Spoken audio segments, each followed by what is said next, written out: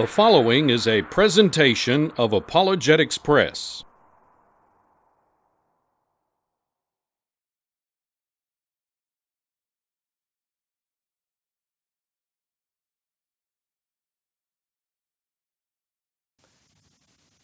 In our discussion of textual variants, we now turn our attention to what would be considered a rather major textual variant. In fact, in some ways, it might be the most prominent textual variant in the New Testament. That's Mark chapter 16, verses 9 through 20. The manuscript evidence actually contains four variants, four possible readings. Number one, you have omitting the verse, verses 9 through 20. Number two, you have including the verses, 9 through 20. Reading number three, including verses 9 through 20, but inserting another section between verse 8 and verse 9. Let me read to you what that addition is. But they reported briefly to Peter and those with him all that they had been told. And after this, Jesus himself sent out by means of them from east to west the sacred and imperishable proclamation of eternal salvation.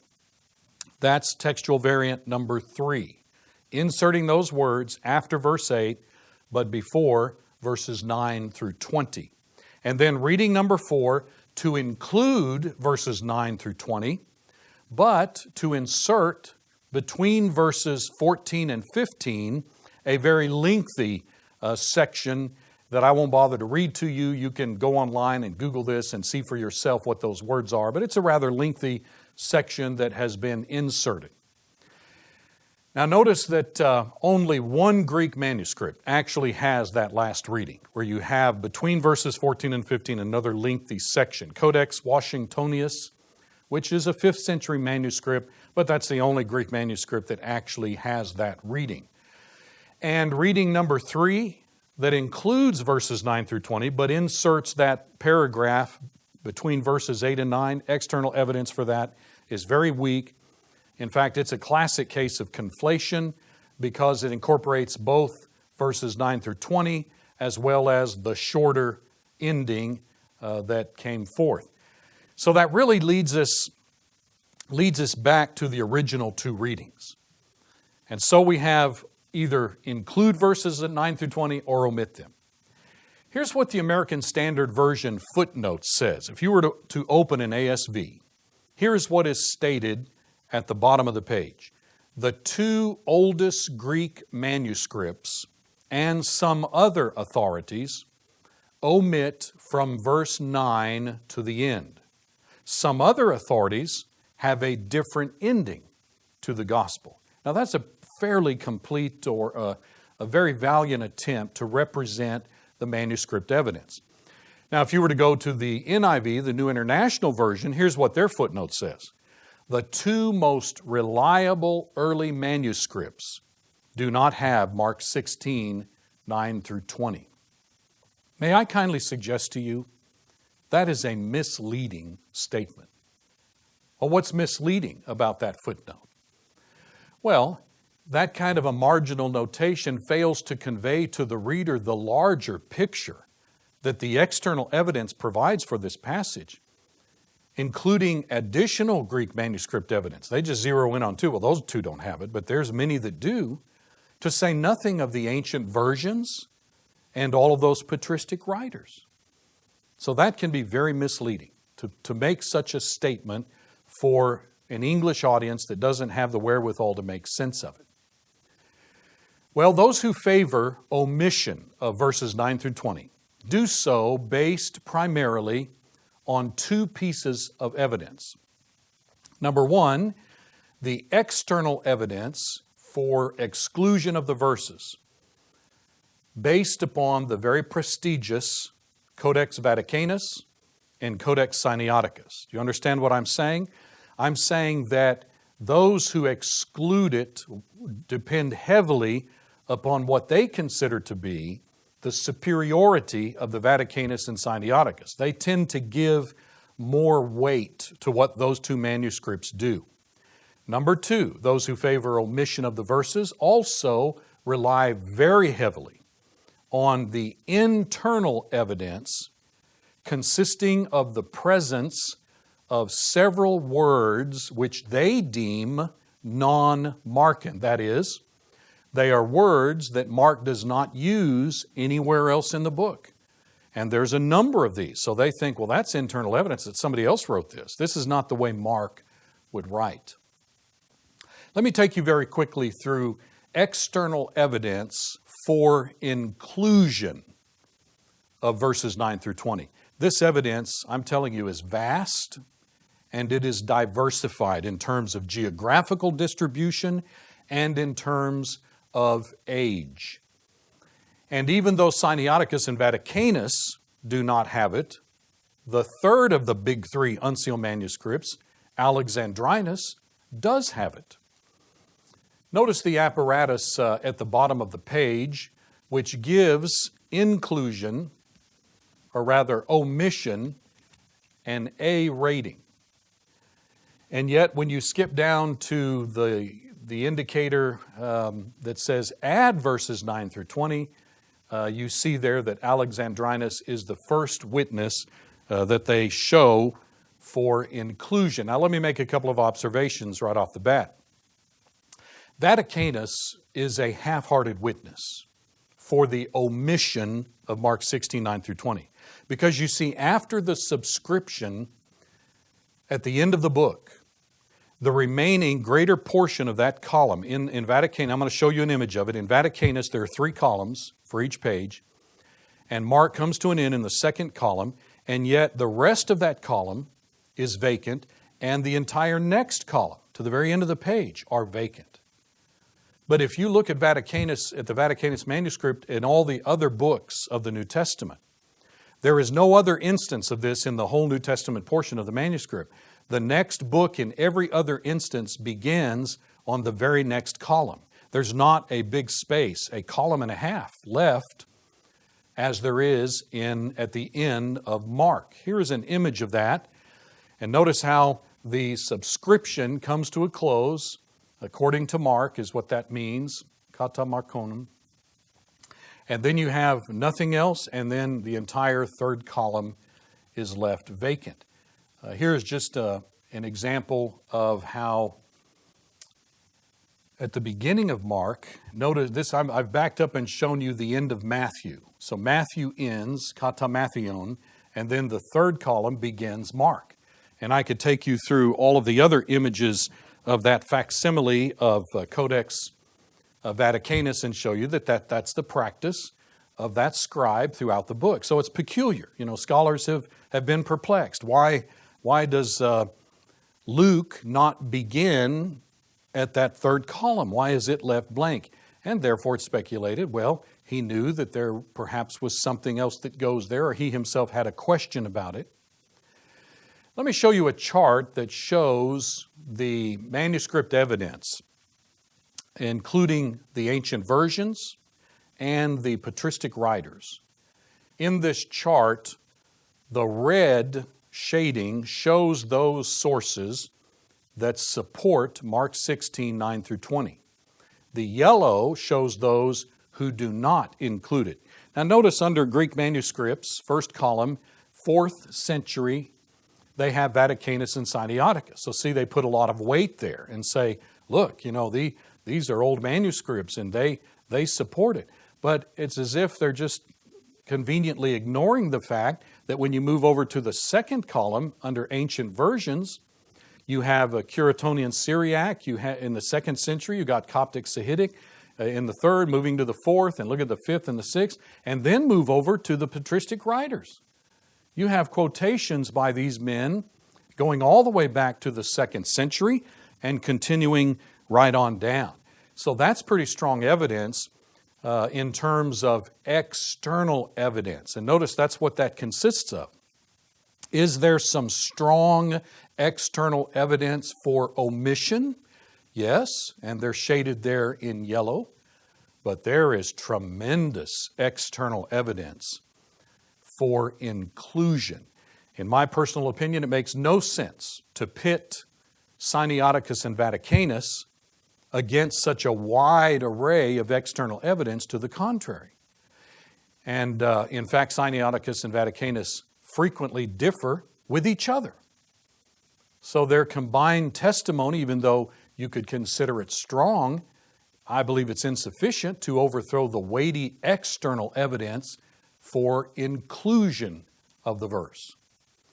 It's interesting that when you examine what scholars have said about this over the last, 100, 200 years, the most persuasive piece of evidence that seems to prompt many of these textual critics to omit it, to discount it as genuine, is internal evidence, not external. In fact, they'll come out and say, wow, if it weren't for the internal, the external is pretty strong here. Let me give you a few examples. Here's a book written all the way back in the 20s by a fellow by the name of Dumelow. He says the section, referring to Mark 16, 9 through 20, is no casual or unauthorized addition to the gospel. From the 2nd century onwards, in nearly all manuscripts, versions, and other authorities, it forms an integral part of the gospel. And it can be shown to have existed, if not in the apostolic, that is the 1st century, at least in the sub-apostolic age. A certain amount of evidence against it there is, though very little can be shown to be independent of Eusebius, the church historian, 265 to 340 AD. But certainly, now listen to this, but certainly not enough to justify its rejection, were it not that internal evidence clearly demonstrates that it cannot have proceeded from the hand of St. Mark. He makes that very clear, doesn't he? He admits the external evidence supports it, but we've got the internal evidence, and that overthrows the external. Here is a very famous and conservative theologian and scholar, commentator. He wrote New Testament Introduction, Donald Guthrie. He says, if these deductions are correct, the mass of manuscripts containing the longer ending must have been due to the acceptance of this ending as the most preferable. But internal evidence combines with textual evidence to raise suspicions regarding this ending. Moving to Mr. Alford, who wrote back in the 19th century, a pretty famous Greek scholar at that time, he said concerning Mark 16, 9 through 20, the internal evidence will be found to preponderate vastly against the authorship of Mark. Moving closer to our day, very prominent, widely respected textual critic, Bruce Metzger, in his text of the New Testament, said the long ending, though present in a variety of witnesses, some of them ancient, must also be judged by internal evidence to be secondary. And so he's saying, yes, a lot of external evidence supports inclusion of those verses, but when you look at the internal evidence, we're going to have to say that it should be omitted, or at least he describes it as secondary.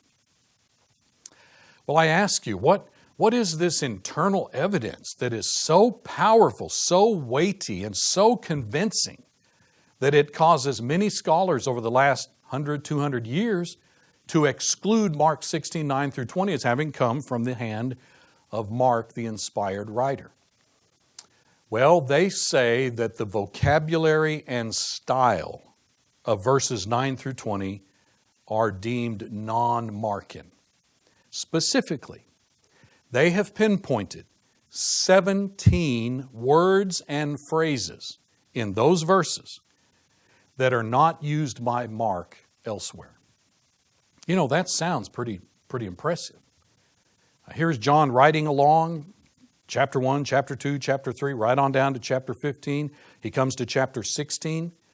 And in those last few verses, 9 through 20, he uses 17 words and expressions that he hasn't used anywhere else. It's almost as if another writer wrote that using his own vocabulary and peculiar expressions. Well, that's how the textual critics reason. They say that internal evidence is decisive. Well, wait just a minute. Do you know all the way back in 1869, a fellow by the name of John Broadus examined the 12 verses that precede Mark 16, 9 through 20. So he He backed up prior to verse 9. So we're talking Mark chapter 15, verse 44, down to chapter 16, verse 8. Now, this section of Mark is not a textual variant. So let's leave those verses 9 through 20. Let's back up and examine the previous 12 verses. Guess what Mr. Broadus found? He found exactly the same number of words and phrases, 17, in those verses not used previously by Mark. And as if that were not powerful enough, J.W. McGarvey came along around 1875, and he said, well, let's just apply this same criterion for determining whether the verses of a book are authentic and come from the original writer. Let's apply that same approach, that same model, to the last 12 verses of Luke. Guess what he found? He found 9 words that are not used by Luke elsewhere in his book, 4 of which are not found anywhere else in the New Testament. That leads me to conclude that no textual critic or New Testament Greek manuscript scholar has questioned the genuineness of the last 12 verses of Luke or the 12 verses that precede Mark chapter 16, verse 18. So what is the rational conclusion to these facts? Well, the genuineness of a text cannot be determined on the basis of the author's use of new or unusual words. Now, once you step out of that discussion that goes on about external and internal, we have to step back from that and ask this question. Would it matter if Mark 16, 9 through 20 were not in our Bibles? If Mark really did not write those, they were added by later scribes. I've already pressed you with this point very firmly and very strongly, and I want to press it again. I believe the evidence, both external and internal, shows that Mark 16, 9 through 20 was in fact from the hand of Mark, inspired by the Holy Spirit. But guess what? Those 12 verses do not contain any teaching of significance that is not taught elsewhere in the New Testament. All of those doctrines appear in other passages.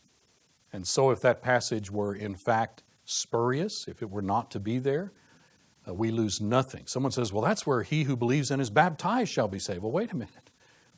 Baptism is taught all over the place in the New Testament, from Matthew to virtually the end of the book, into the Bible, into the New Testament. It's not dependent upon Mark 16, 9 through 20. But as I suggested to you, I believe the evidence is decisive for inclusion. And many others in the scholarly world have drawn that conclusion. Well observed then, suitable solutions to these differences are detectable. Even if they weren't, the original reading is one of the options. Notice that. When we're trying to decide either whether to include or omit, or if we're trying to decide between 2 different readings. Well, we know that one or the other is right. It's not as if the original reading is completely lost and we're dealing with 2 alternatives, neither one of which is God's Word. Oh, no. We have the original reading, even if sometimes we can't determine which of the 2 is the original, and we are forced to conclude that God's Word is in fact available to us. No feature of Christian doctrine is at stake in this discussion. Variant readings in existing manuscripts do not alter any basic teaching of the New Testament. Even those variants that we might, at least initially, think this is doctrinally significant, like Mark 16, 9 through 20. They pertain to matters that are treated elsewhere in the Bible, where the question of genuineness is unobscured. It's not a question, it's not at stake. You know, I've been amazed at how many of the really foremost textual critics of history. Now, I'm talking about men who literally have spent their lives, this was their life, their profession, the focus of their activity during their life, on poring over Greek manuscripts, analyzing these texts from all different periods of time. And their stated goal was, we're trying to get back to the original wording of the New Testament. We want to reconstruct the New Testament as it came from the hands, the pens of the inspired writers. That was their goal and objective. Now, can such individuals themselves become distorted in their understanding and come to wrong conclusions and maybe end up just rejecting the Bible? Yeah, they can do that. But I'm telling you, the foremost experts, the world-renowned textual critics that are widely recognized in this field of this particular discipline, widely recognized to be the top textual critics in history, they have spoken decisively on this matter of whether or not the existence of textual variants, even in large numbers, hundreds, thousands, whether or not those in any way should cause us to have any doubt about the certainty of the reconstructed text of the New Testament that we have in our Bibles. I want to take you through the blatant, bold statements that a number of these individuals made that will help you to see that this matter is settled. Take, for example, F.F. Bruce. F.F. Bruce he is now deceased. He died in 1990. He was a biblical scholar first rate. He taught Greek, in fact, at both the University of Edinburgh and the University of Leeds. He was the chairman of the Department of Biblical History and Literature at the University of Sheffield. He received an honorary doctor of divinity from Aberdeen University. He, for many years, was the Rylands Professor of Biblical Criticism and Exegesis at the University of Manchester. He, in fact, wrote over 40 books in his lifetime, many of them dealing with these matters. And he was the editor of 2 scholarly publications, the Evangelical Quarterly and the Palestine Exploration Quarterly. Listen to the statement that he made about this matter. The variant readings about which any doubt remains among textual critics of the New Testament affect no material question of historic fact or of Christian faith and practice. Let me call your attention to another first-rate scholar. Some would even say, among the top 2 textual critics in history, in the world.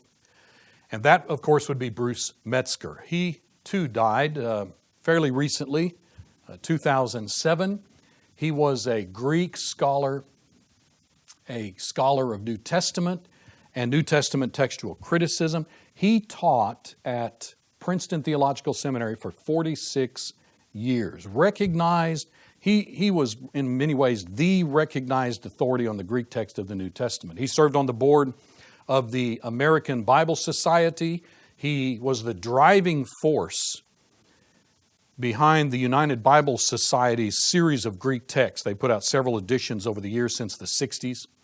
He was the chairperson of the NRSV Bible Committee, widely considered to be one of the most influential New Testament scholars of the 20th century. Listen carefully to what he had to say on this matter. A couple of quotes that will help you to get a sense of where he was coming from.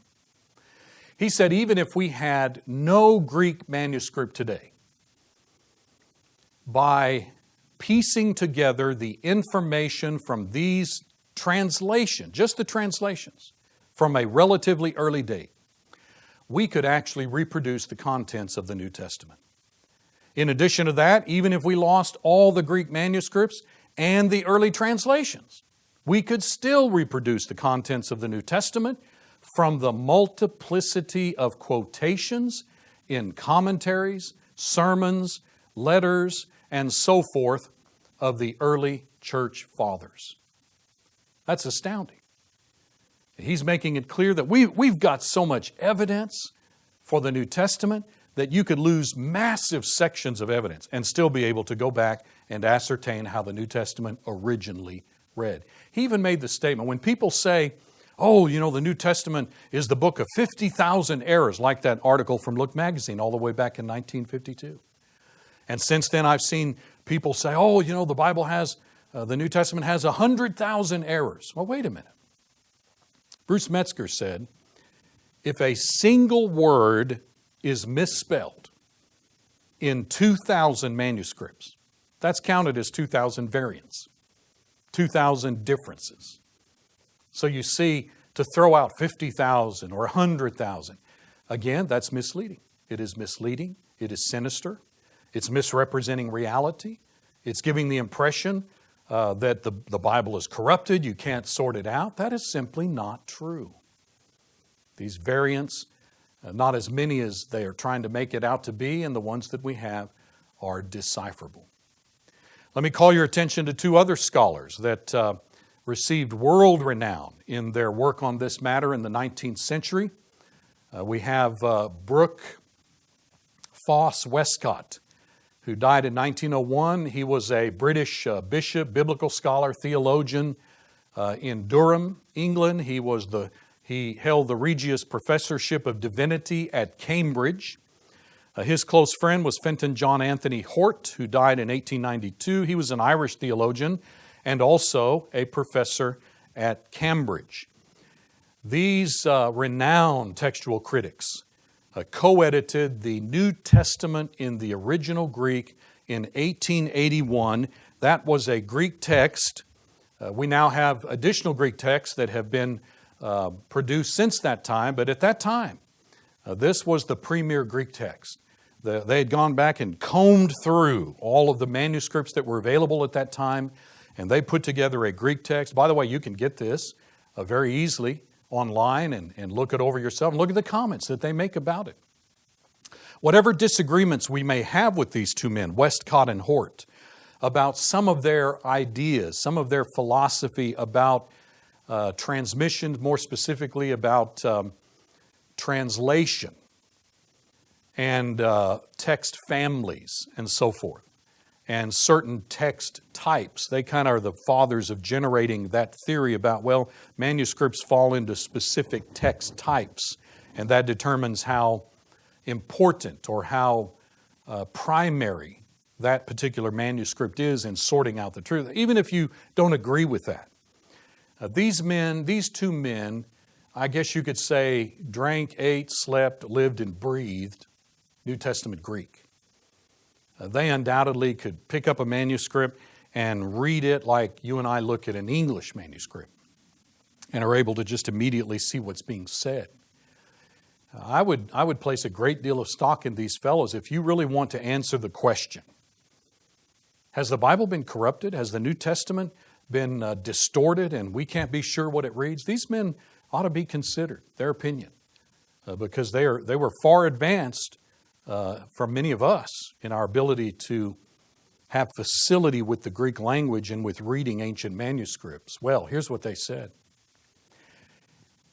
The amount of what can in any sense be called substantial variation is but a small fraction of the whole residuary variation and can hardly form more than 1,000th part of the entire text.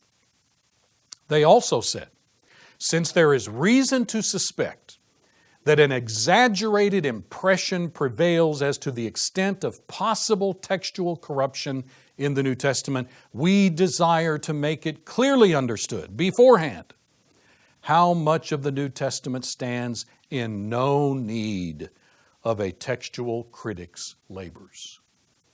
These men said, all this time we're spending on textual variants and the like, it's only on a small portion of the New Testament. The vast majority of the New Testament is clear. It's come down to us unobscured, unchanged, unaffected.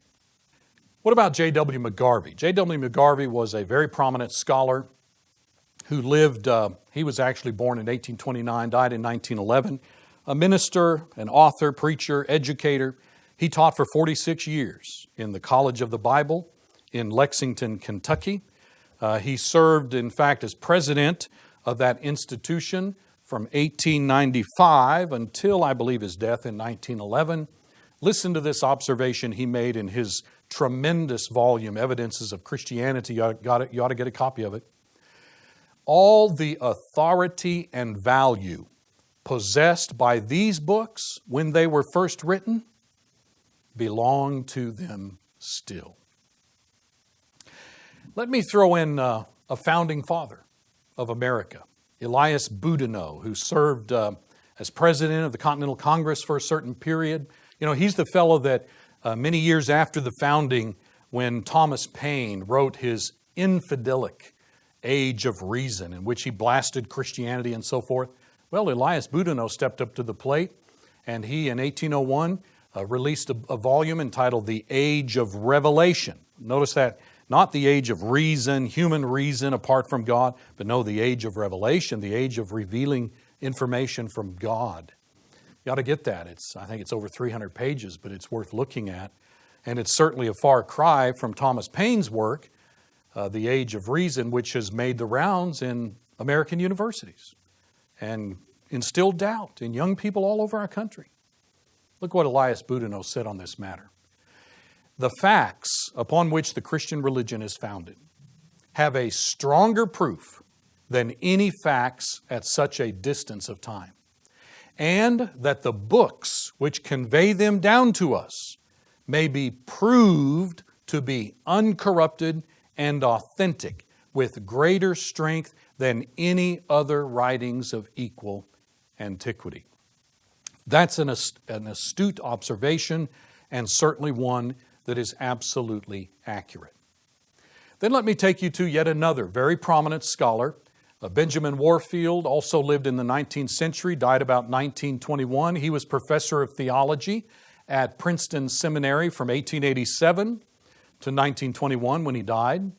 He's considered to be the last of the great Princeton theologians. I believe that's a summary of his life. And he wrote some tremendous books like The Authority and Inspiration of Scripture. Listen to this observation that he wrote.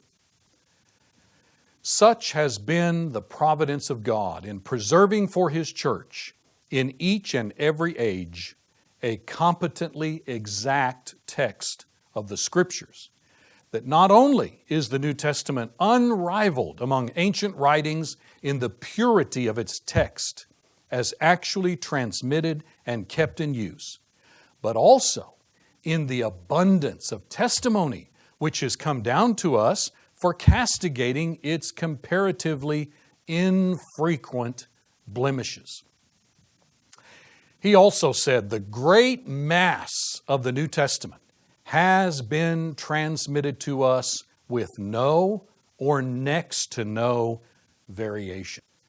Moving to yet another scholar that is considered qualified to speak on these matters, Richard Bentley, who lived actually in the 1600s. He died in 1742. Let me give you a quick background of who this man was so that you'll have some sense of the qualifications that he possessed that enabled him to give us observations on this matter.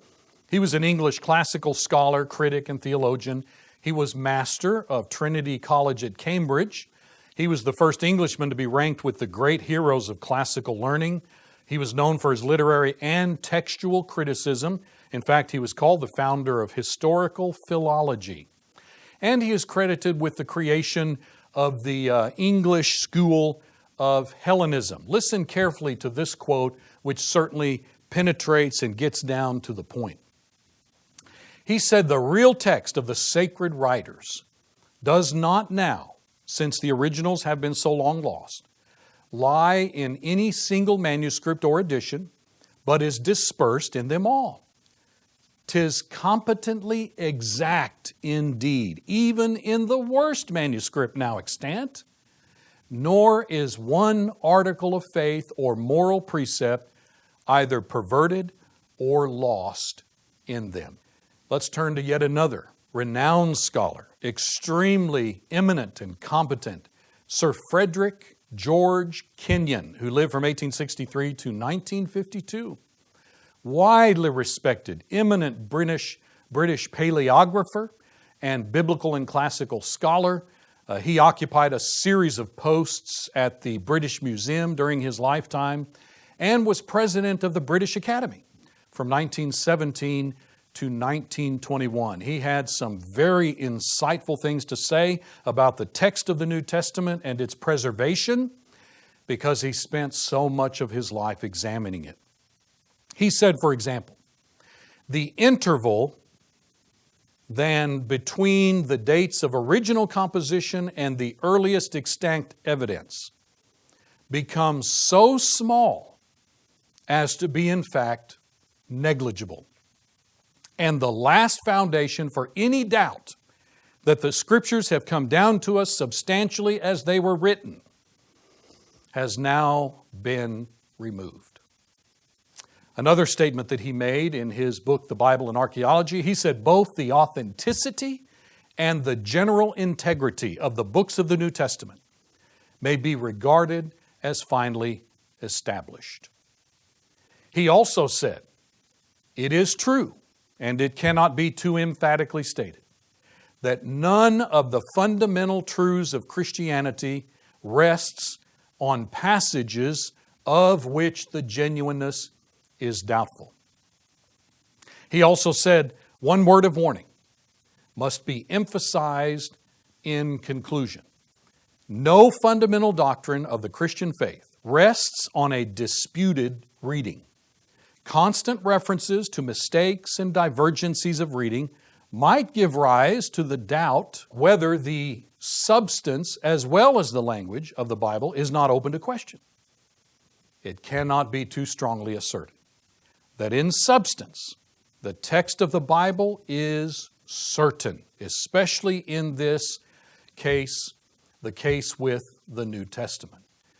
And then further, he said the number of manuscripts of the New Testament, of early translations from it, and of quotations from it in the oldest writers of the church is so large that it is practically certain that the true reading of every doubtful passage is preserved in some one or other of these ancient authorities. This can be said of no other ancient book in the world. And then he further said, the Christian can take the whole Bible in his hand and say without fear of hesitation that he holds in it the true Word of God, faithfully handed down from generation to generation throughout the centuries. Indeed, textual critics have been successful in demonstrating that currently circulating New Testaments do not differ substantially from the original. When all the textual evidence is considered, the vast majority of discordant readings have been resolved.